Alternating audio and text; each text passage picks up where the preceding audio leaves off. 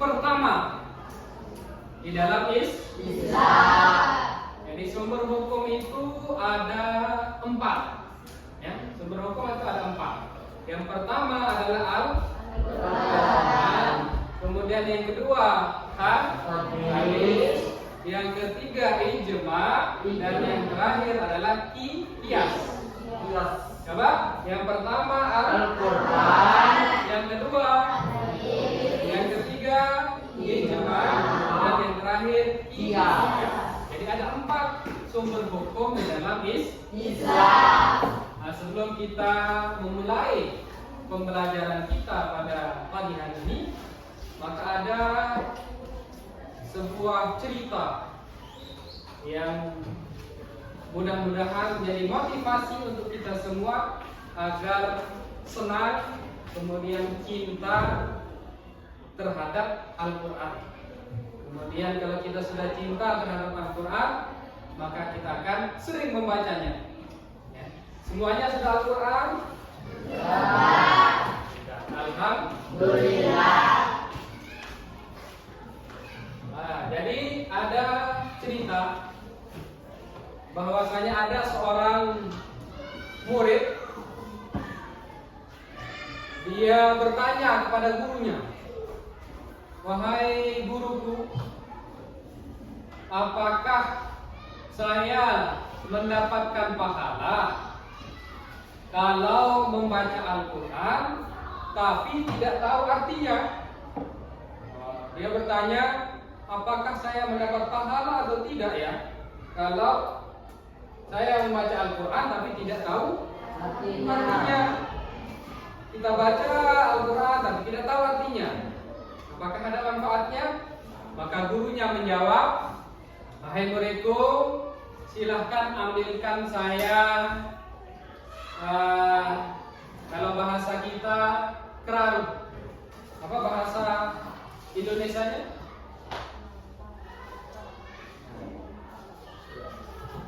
Bahasa Sasaknya yaitu keraru. Kemudian dia pergi mengambil keraru, mengambil nampan yang di bawahnya itu ada banyak lubangnya. Dia ambil di atas atap-atap rumahnya, yang dimana tempat tersebut atau nampan tersebut banyak sekali kotoran. Kemudian dia mengambilnya, kemudian gurunya mengatakan, "Silakan ambilkan saya air menggunakan nampan yang di bawahnya banyak lubang-lubangnya." Dia pergi ke sungai, kemudian dia angkat sampai ke tempat gurunya, habis airnya. Kemudian dia pergi lagi mengambil air, kemudian sampai di tempat gurunya, habis airnya. Yang sehingga sering dia mengambil air tapi tidak dapat air. Kemudian gurunya mengatakan, "Wahai muridku, itu jawaban daripada pertanyaanmu. Kau mengambil air, kemudian ketika sampai di tempat ini tidak dapat apa-apa, tidak dapat air." Nah, itu jawaban daripada orang yang membaca Al-Quran tapi tidak tahu artinya. Dia belajar Al-Quran, membaca Al-Quran tidak tahu artinya, sama halnya orang yang mengambil air tapi tidak membawa air. Nah, kemudian kalau begitu tidak ada artinya saya membaca Al-Quran, kata murid tersebut. Ada. Tadi sebelum mengambil air, apakah nampannya itu kotor? Iya, kotor. Kemudian setelah mengambil air berkali-kali, apakah mendapatkan air? Tidak. Apakah nampannya bersih? Bersih.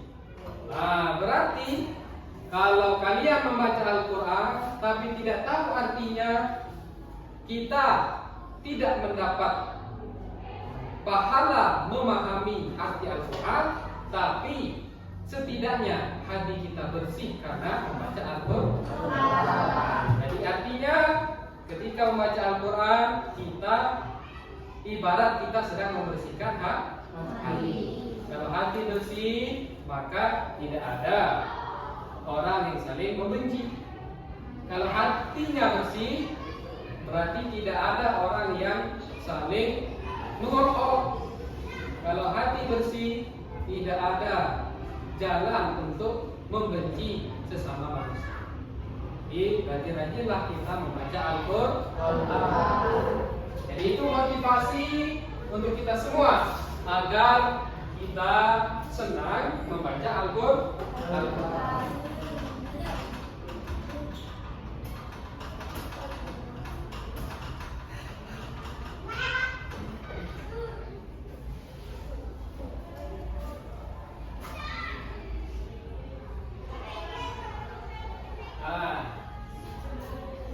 Sebelum kita lanjut, maka pada hari ini kita akan mendengarkan salah satu dari teman kita untuk membaca Al-Quran, ya.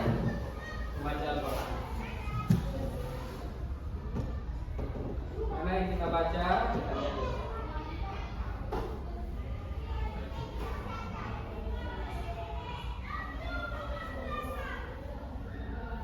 Kelihatan? Hah? Kelihatan? Ya. Nah, dia.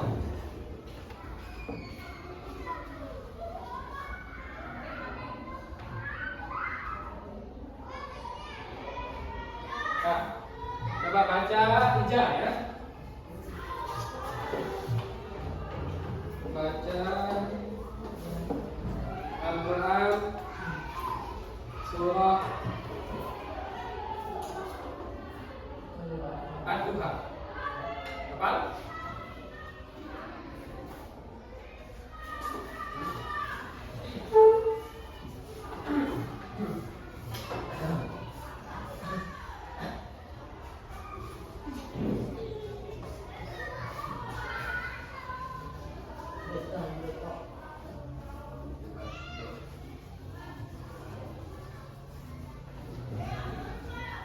Coba baca. Ya, baca dengan tatil. Biasa. Dengan irama. Bismillahirrahmanirrahim. Wadduha wal-laili idza saja. Ma wadda'aka rabbuka wa ma qala. Walal akhiratu khairun laka minal ula. Wala sawfa yu'tika rabbuka fatarda. Alam yajidka yatiman fa'awa.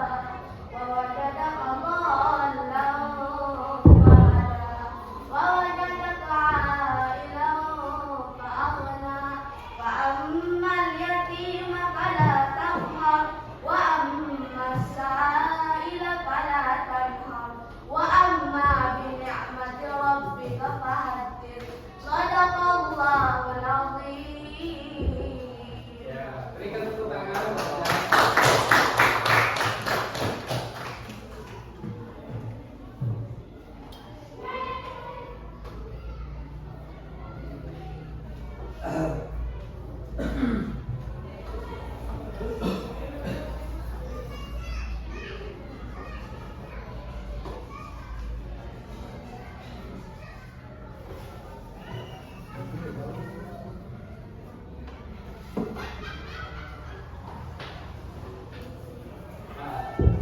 Dan selanjutnya kita ke pelajaran inti, yaitu tentang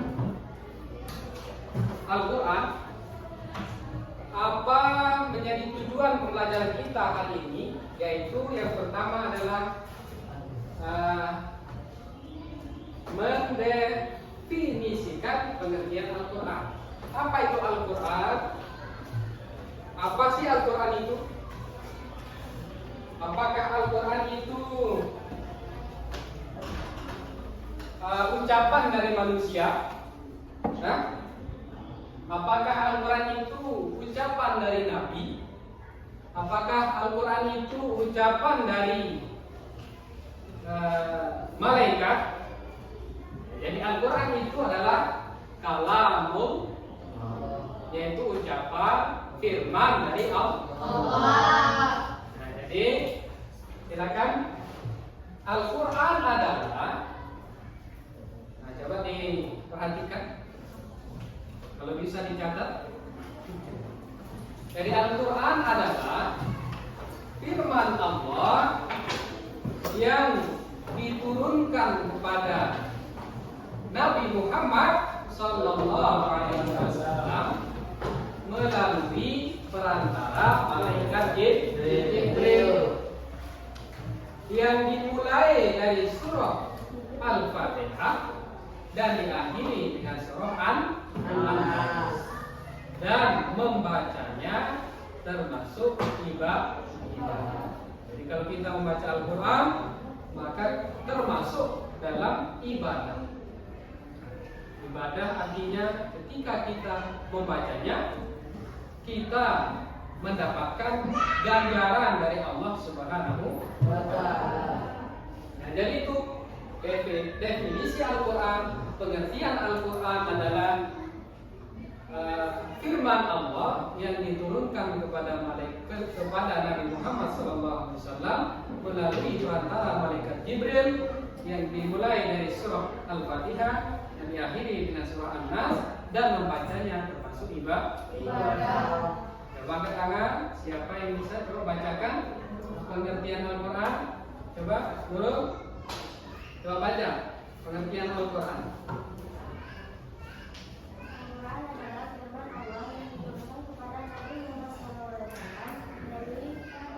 malaikat Jibril, yang mulai dari surah Al-Fatihah sampai An-Nas, dan dibacanya termasuk ibadah. Ya, tepuk tangan kepada. Yaitu pengertian Al-Quran. Nah, seperti yang saya sampaikan tadi, bahwasanya Al-Quran adalah sumber yang pertama di dalam sumber hukum pertama di dalam Islam. Jadi ketika kita menetapkan sebuah hukum, maka kita berpedoman pada Al-Quran. Kemudian sumber yang kedua apa tadi?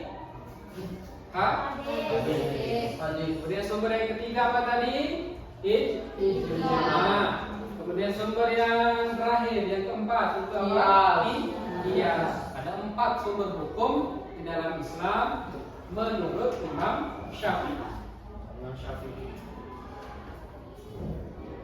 Kemudian pengertian hadis. Pengertian hadis. Apa itu hadis?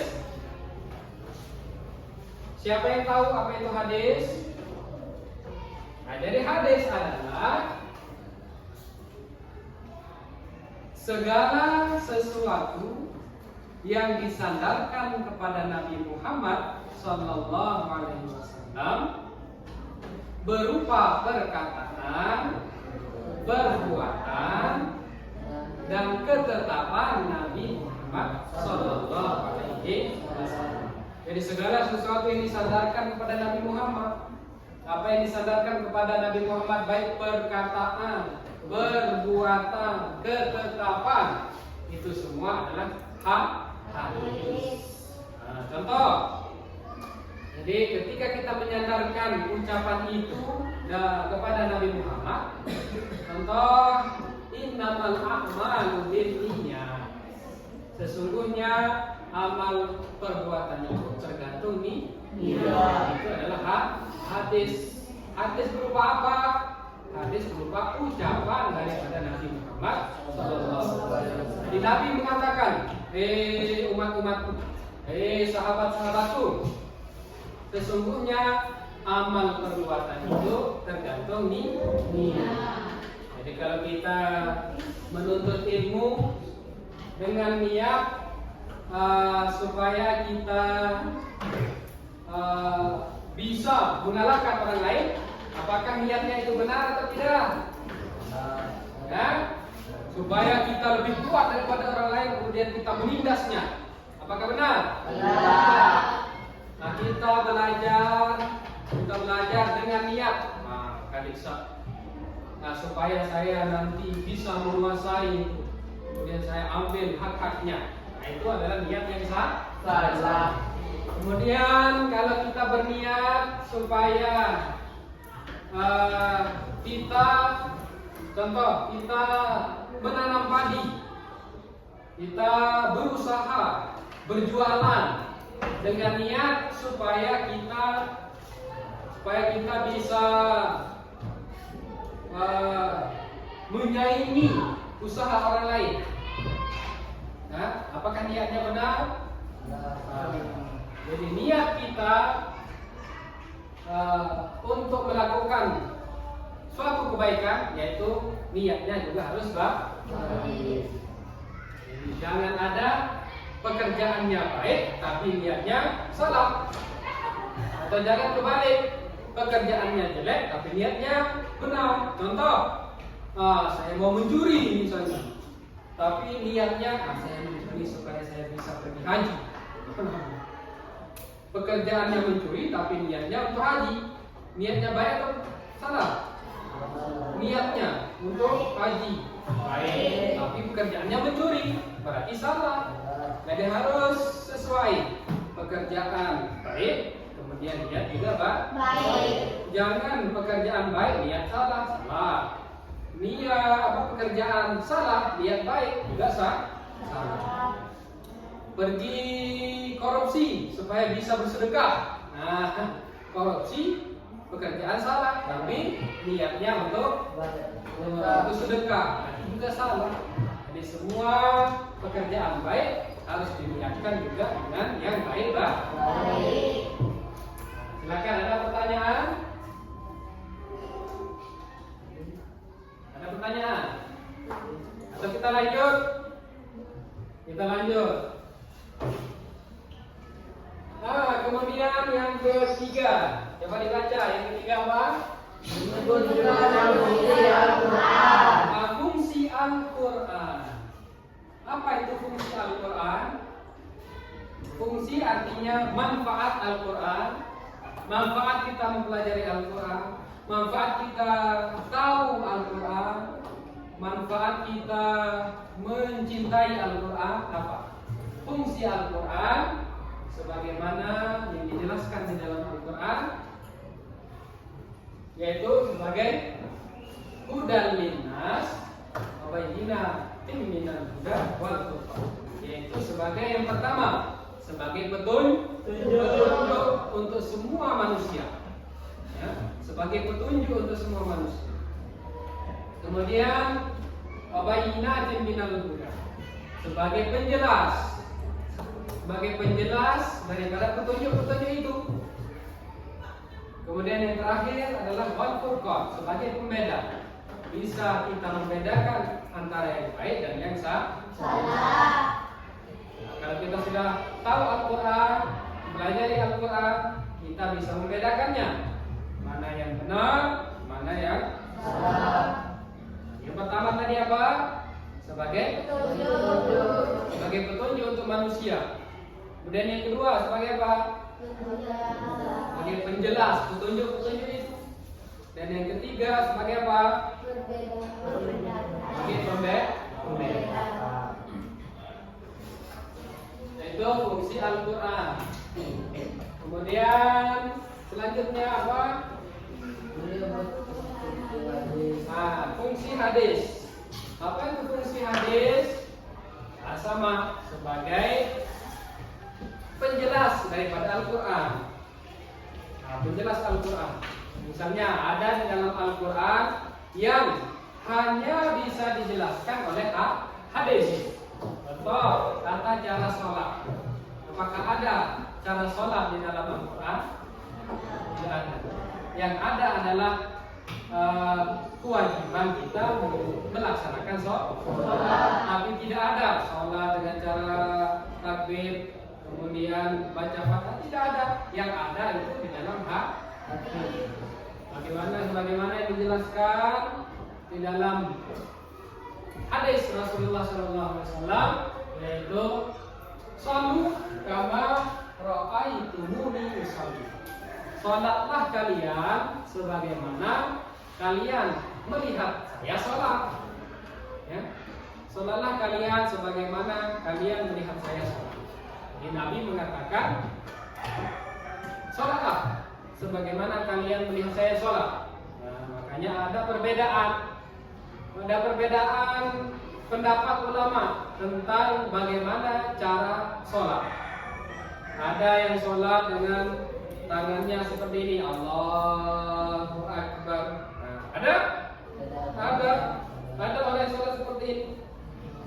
Kemudian Allahu Akbar.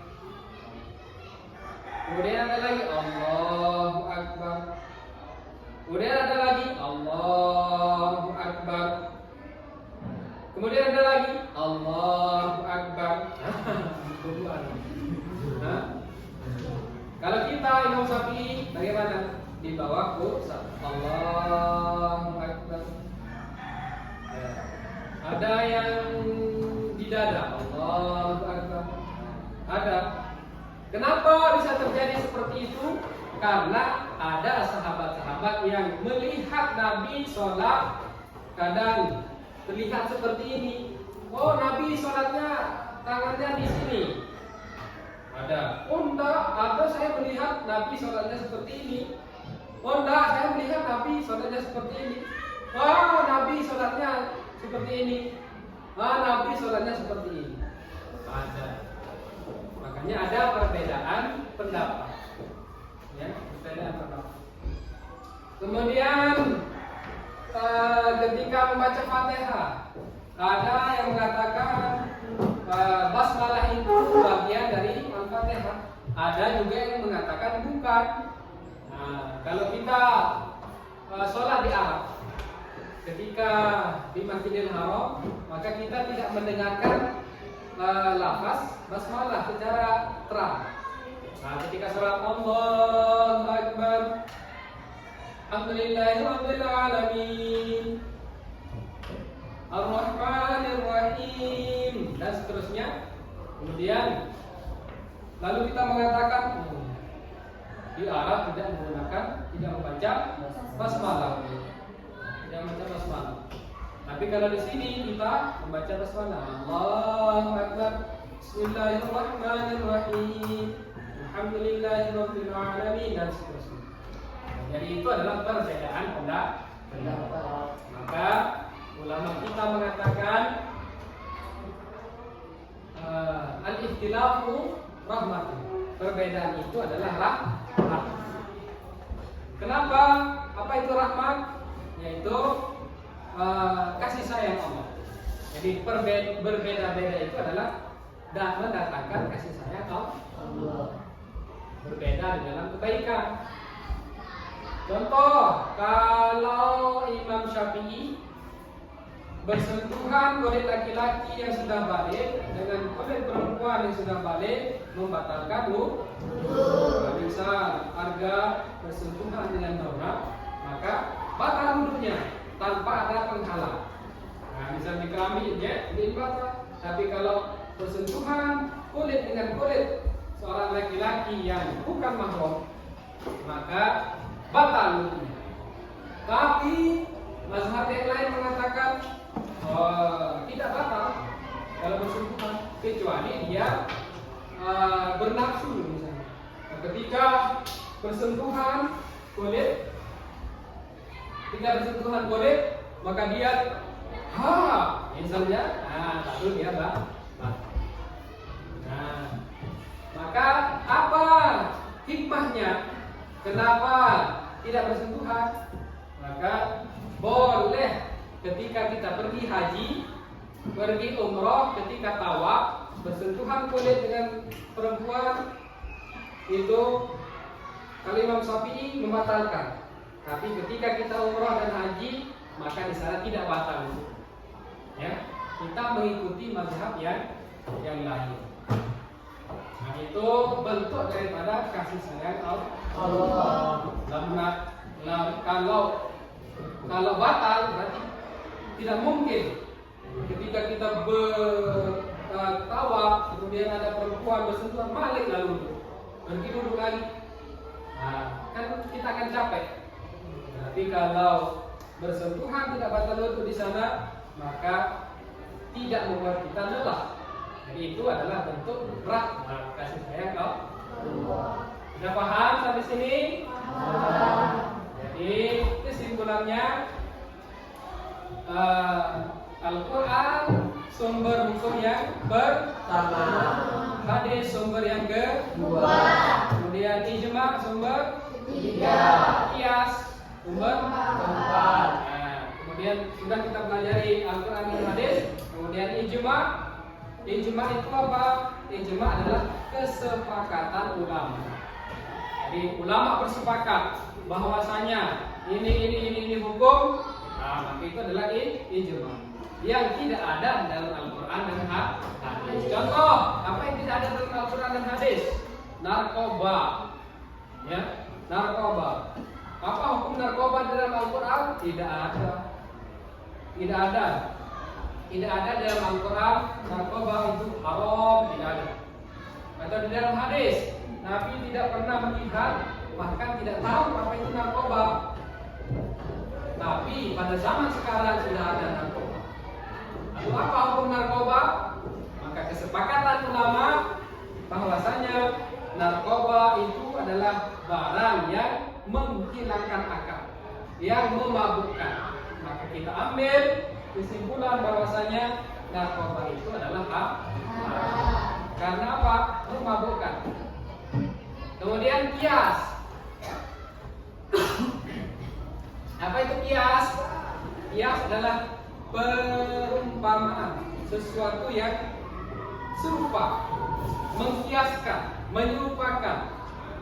Nah, contoh yang tadi, narkoba. Apa persamaan narkoba dengan minuman keras? Nah, sama-sama memabukkan. Kullu muskirin, segala sesuatu yang memabukkan, khamrun, termasuk khamar atau yang diharamkan oleh Allah Subhanahu wa taala. Di narkoba, kemudian apa lagi? Bir, tuak, minuman keras, kemudian apa lagi yang memabukkan?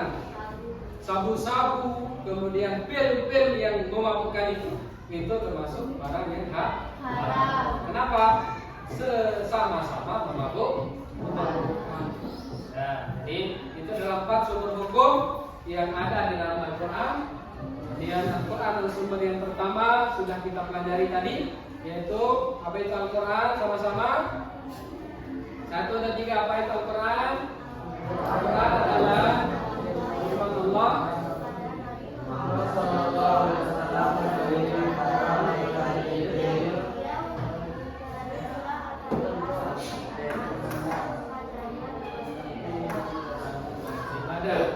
Kemudian apa itu hadis? Hadis adalah segala sesuatu yang disampaikan oleh Nabi Muhammad SAW.